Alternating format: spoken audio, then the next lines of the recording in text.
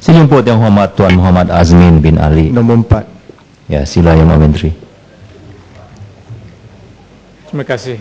Bismillahirrahmanirrahim. Assalamualaikum warahmatullahi wabarakatuh. Dan salam sejahtera.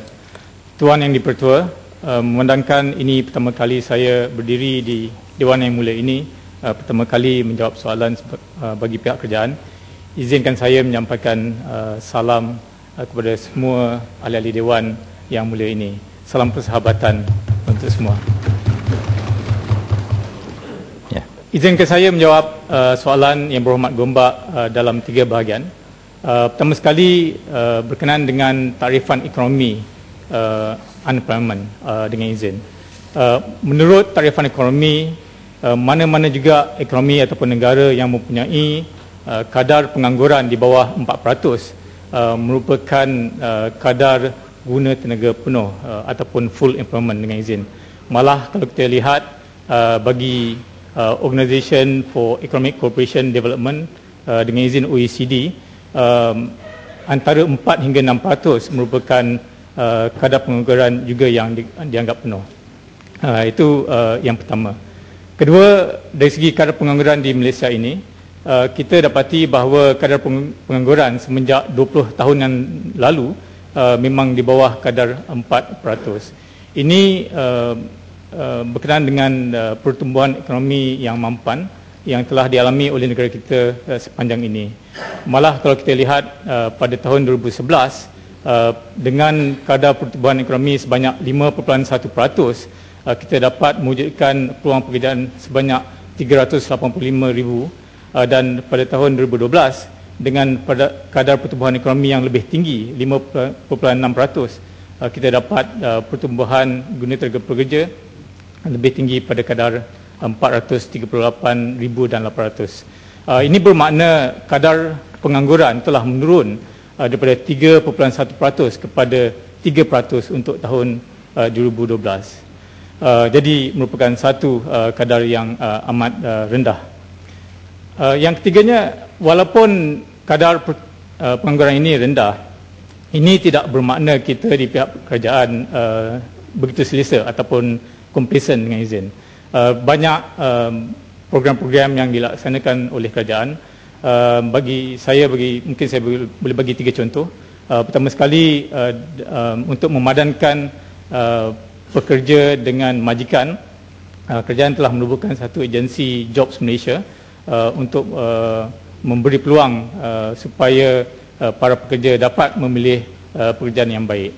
Begitu juga banyak lagi program seperti skim latihan satu Malaysia yang banyak telah berjaya melatih graduan ataupun siswaza untuk mendapat pekerjaan yang sesuai dan untuk mempertingkatkan kebolehpasaran mereka. Satu lagi program kita ada GEMS, Graduate Employability Management Scheme dengan izin, di mana dengan syarikat swasta, kerajaan telah memberi insentif supaya lebih daripada 10,000 para siswaza dapat dilatih dan dapat mempertingkatkan lagi kebolehpasaran ataupun marketability dengan izin para siswaza ini. Sekian, terima kasih. Yang Hormat Gombak. Terima kasih Yang Berhormat Datuk Speaker, dan saya juga mengambil kesempatan mengucapkan tahniah kepada Yang Berhormat Senator yang telah dilantik menjadi Jemaah Menteri Kabinet. Dan kalau kita teliti jawapan yang diberikan oleh Yang Berhormat tadi, jauh bezanya daripada jawapan yang diberikan oleh Pontian, ya. Soalan tak sama Yang Hormat. Soalan tak sama, tetapi bila dilontarkan statistik, Yang Berhormat Senator mampu menjawab dan mengupas dengan baik dan cukup kompeten. Ini soal kompetensi, ya, keupayaan pimpinan untuk menjawab soalan, ya. Soalan, ialah kalau tanya soalan pun tak boleh jawab, apa tanya soalan. Tapi saya yakin dengan Yang Berhormat Senator boleh jawab.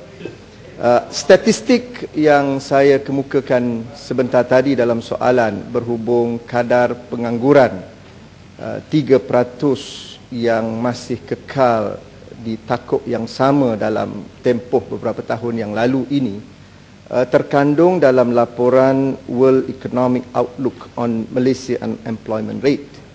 Dan Yang Berhormat Senator telah menegaskan bahawa kerajaan masih tidak selesa ataupun tidak complacent dengan angka ini walaupun di tahap yang rendah, dan beberapa langkah telah pun dilakukan, termasuk di antaranya program Jobs Malaysia untuk memadankan majikan dengan pekerja.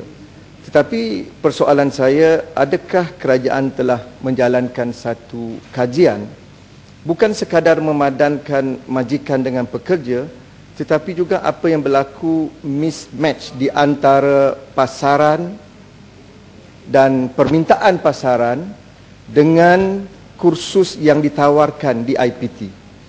Kalau perkara ini dapat ditangani, saya percaya graduan-graduan yang bakal dilahirkan daripada IPT dengan mudah diberikan tempat dalam pasaran pada hari ini. Jadi saya minta penjelasan daripada Yang Berhormat Senator. Terima kasih.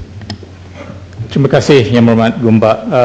Memang kerajaan amat peka dengan perlunya job matching ini dengan izin. Dan sebab itulah selain daripada program SLIM yang saya katakan tadi, terdapat banyak lagi program, termasuklah Structured Internship and Apprenticeship program dengan izin, di mana kita ambil kursus yang dijalani oleh para siswazah ini dan kita sambungkan dengan aplikasi-aplikasi lain dan kursus-kursus teknikal yang boleh memberikan peluang pekerjaan yang lebih baik untuk mereka ini. Jadi saya bagi contoh macam yang Structured Internship Apprenticeship program ini, selama lebih 39,000 graduan ataupun pelajar yang telah melalui program ini. Jadi ini semua dengan hasrat dan niat untuk mempertingkatkan lagi keboleh pasaran tenaga kerja kita. Dan insyaAllah apa juga kalau ada cara-cara lain yang telah diberikan oleh majikan-majikan, sebab saya dulu macam semasa di private sector dengan izin, selalu memberi pandang balas terhadap kerajaan tentang apakah skill dengan izin, kemahiran yang diperlukan oleh para siswa kita supaya mereka apabila mereka keluar dapat terus bekerja di sektor swasta dengan serta-merta. Terima kasih. Sohn Tambahan.